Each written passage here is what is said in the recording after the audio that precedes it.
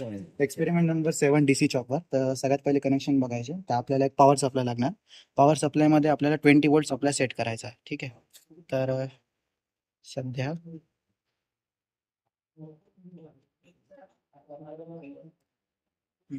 22 volt याला 20 volt करायचं. ठीक आहे. हे ऑलमोस्ट 20 वोल्ट झालं.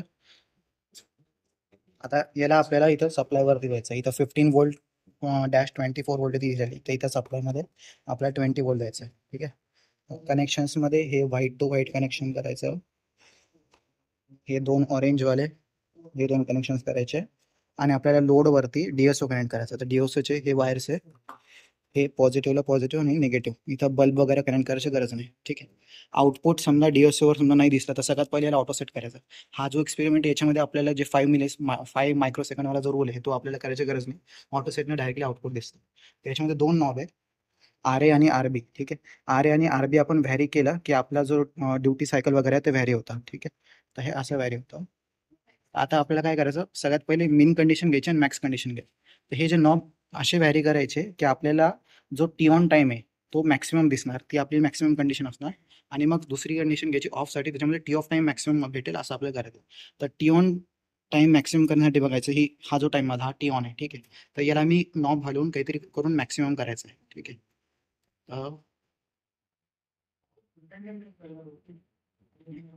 मॅक्सिमम झाला असं. ठीक आहे. तर मी दोन्ही नॉब असे ॲडजस्ट केले की हा जो टी ऑन टाईम आहे माझा हा सगळ्यात जास्त दिसतोय. आता मी याला समजा अजून थोडंसं नॉब हलवला की ते काय होतं की वेवफॉर्म मर्ज होतो. तर आपल्याला एक रीडेबल व्हॅल्यू घ्यायची ज्याने आपल्याला चांगलं रिडिंग घेता येईल, जसं की हे व्हॅल्यू. ठीक आहे. तर मी काय करणार, कर्सरमध्ये जायचं. कर्सरमध्ये गेल्यानंतर मोड, मॅन्युअल, सोर्समध्ये आपण कर्सर घेतले की आपल्याला काय करायचं, टी ऑन टाईम मेजर करायचं. तर हा कर्सर घेतला, हा कर्सर मी इथं ठेवला. ठीक आहे. त्यानंतर दुसरावाला कर्सर, हा कर्सर मी इथं ठेवला. तर समजा याला थोडंसं झूम करू आपण. ठीक आहे. तर हा दुसरावाला कर्सर माझा जिथं वेवफॉर्म संपतीये तिथं ठेवला आहे मी. ठीक आहे. आणि पहिल्यावाला कर्सर तिथं वेवफॉर्म चालू होते. तर हा माझा T on time T on plus T of झाला. ठीक आहे. आणि समजा मला टी ऑन टाईम जर मोजायचा आहे तर हा जी छोटीशी व्हॅल्यू आहे कर्सर याला याच्यामध्ये नाही घ्यायचा. हा माझा टी ऑन टाईम झाला. ठीक आहे.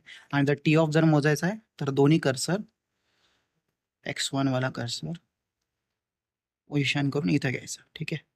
तर जी व्हॅल्यूज आहे डेल्टा एक्स इथं आपल्याला दिसतं. तर समजा मी रायटरमध्ये रिडिंग्स लिहिलं आहे. ठीक आहे. तर ही माझी झाली मॅक्सिमम कंडिशन आहे, म्हणजे पहिला. तर याच्यामध्ये टी ऑन माझा 23.4 आला समजा, जे पण रेडिंग येईल ते बघायचे. हा 2.5 आला, किती 25 आहे. ठीक आहे. हां, मॅक्सिमम म्हणजे सगळ्यात खालची रेडिंग 20.4, 1.0 आणि टोटल टाईम म्हणजे या दोघांचं ॲडिशन येतं अप्रॉक्सिमेटली 21.2. हे आल्यानंतर आपल्याला काय करायचं असतं, ड्युटी सायकल कॅल्क्युलेट करायची.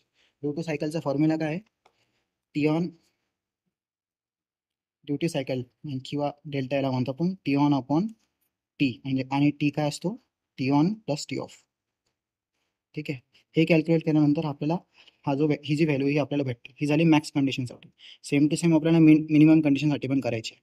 पण ते करायच्या आधी सगळ्यात पहिले आपण काय करणार, ही जी व्हॅल्यू आहे प्रॅक्टिकल व्हॅल्यू, हे आपल्याला ॲक्च्युली ॲव्हरेज कंटेंट आपल्याला फाइंड करायचं. तर हे कसं भेटणार, क्विक ॲक्शनचं बटन दाबायचं. क्विक ॲक्शनचं बटन दाबायसाठी आपल्याला हे दाखवतं युटिलिटी वगैरे ते करायचं. युटिलिटी, क्विक ॲक्शन, त्याच्यामध्ये मेजर ऑल करायचं आणि याला ओके. ठीक आहे. क्विक ॲक्शनमध्ये गेलो, आपल्याला ॲव्हरेज CYC म्हणजे वेवफॉर्मचं ॲव्हरेज कंटेंट किती ते बघायचं. 20.11 येतं. ठीक आहे. तर माझ्या किटचं किती होतं, 19.658. तर ते मी इथे लिहिलं. ठीक आहे. हे झालं. आता आपल्याला काय करायचं आहे, हे मॅक्स कंडिशन झाली. आता आपल्याला एक मिन कंडिशनची व्हॅल्यू काढायची आणि त्याच्यानंतर मधले 3 व्हॅल्यूज काढायचे. ठीक आहे. तर मी काय करणार, एक क्विक ॲक्शन बंद करायचं, बॅक. आता हे बघ, याला वेगळं असं व्हॅरी करतो, दोघं असं दिसेल असं फ्रेम असं घेऊन. ठीक आहे. थोडं क्लोज घे. ठीक. तर मी याला काय करतो, सगळ्यात मिनिमम करून बघतो. ठीक आहे. मला काय करायचं, टी ऑफ, जसं आपण आता टी ऑन टाईम सगळ्यात मॅक्सिमम पकडला, आपला टी ऑफ टाईम सगळ्यात मॅक्सिमम दिसला पाहिजे. तर यानं माझा टी ऑनच चेंज होतं, टी ऑफ काही चेंज होत नाही आहे. तर मी टी वाढवतो. ठीक आहे. हा माझा टी ऑफ मॅक्सिमम आला. याच्यापेक्षा टी ऑफ माझा वाढत नाही आहे. आणि समजा मी टी ऑन कमी करून टाकू, म्हणजे आपल्याला मिनिमम कंडिशन भेटेल. ठीक आहे. हा माझा टी ऑन सगळ्यात कमी आणि टी ऑफ सगळ्यात जास्त. तर हा माझा मिनिमम कंडिशन झाली. वापस काय करायचं, टी ऑन मेजर करायचा, टी ऑफ मेजर करायचा. सेम केस कर्सर यूज करायचे. हा कर्सर समजा मी इथं लावला. ओके, सेकंड कर्सर समजा इथे लावला, तर हा कर्सर इथून इथपर्यंत आहे, म्हणजे हा टी ऑफ टाइम झाला. डेल्टा एक्स घ्यायचा, नोट करायचं. हां, त्याच्यानंतर टोटल टाइम इथून इथपर्यंत, हा टोटल टाइम आहे, डेल्टा एक्स घ्यायचा, नोट करायचा. आणि समजा ऑन टाइम इथून इथपर्यंत डेल्टा एक्स घ्यायचा, नोट करायचा. आणि मग याची क्युएक्शनमधून याचं ॲव्हरेज CYC बघायचं 10.28. ठीक आहे, तर माझ्या रायटअपमध्ये किती इथं 10.09. तर हे झालं मेन कंडिशन आणि मॅक्स कंडिशन. आता आपल्याला काय करायचं, याच्या मधल्या 3 व्हॅल्यूज घ्यायच्या. आता विषय कसा आहे, हे जे 2 नॉब आहे यांना कंट्रोल करणं एवढं काहीच इझी नाही, तर आपण रिव्हर्स इंजिनिअरिंग करायचे.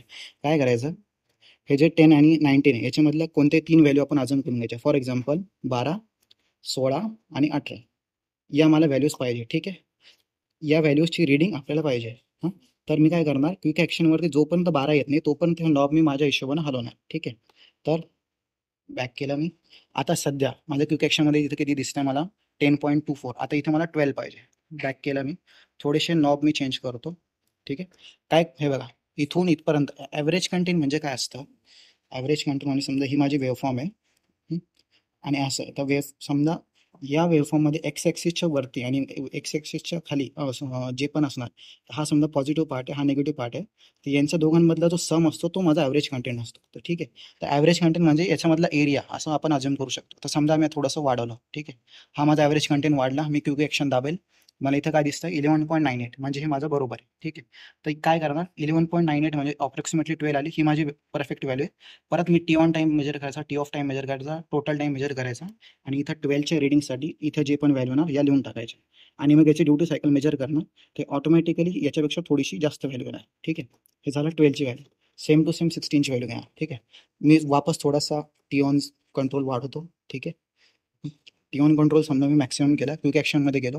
आता मला दिसतंय की back quick action, T on किती झाला माझा 13 झाला. ठीक आहे, टी ऑन माझा आता किती झाला 15.6 झाला. ठीक आहे, वापस मी थोडं वाढवला, टी वन माझा 15.6 झाला. आता 15.6च्या हा वरती वाढत नाही आहे. ठीक आहे, मी काय केलं आहे, सध्या आर एचा जो नॉब आहे हा मॅक्सिमम केला आहे, पण याच्यावरती माझा जो ॲव्हरेज CYC आहे तो वाढत नाही.